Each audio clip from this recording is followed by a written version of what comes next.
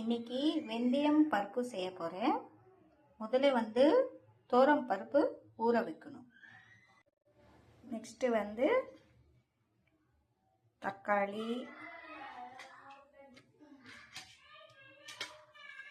பச்சை மிளகா, கொத்தமல்லி, பூண்டு,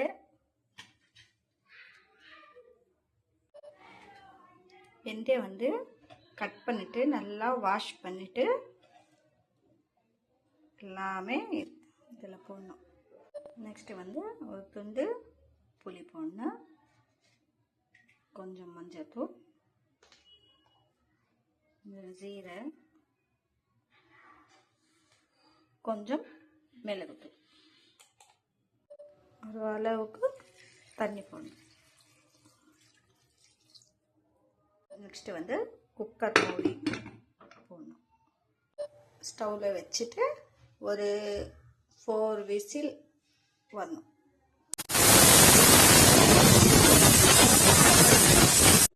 மூடி எடுத்துட்டு இப்படி பண்ணணும். நெக்ஸ்ட் உப்பு போடணும்.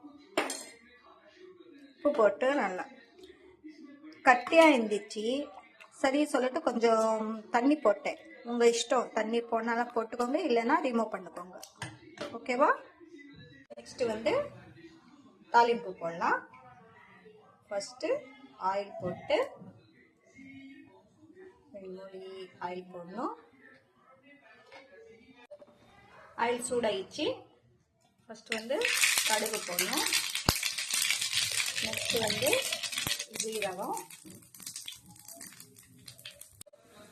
வெங்காயம் நல்லா ஃப்ரை பண்ணணும்.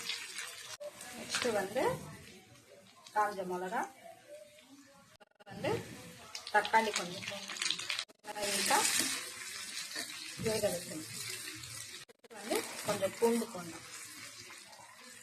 அப்புறம் கருவேப்பிலை எல்லாமே சேர்த்து நல்லா ஃப்ரை பண்ணணும். பாருங்க, நல்லா ஃப்ரை ஆயிடுச்சு. இப்போ ஸ்டவ் ஆஃப் பண்ணிட்டு இதெல்லாமே பருப்புல அப்புறமா லாஸ்ட்ல ஃபைனலா கொத்தமல்லி மேலே போட்டு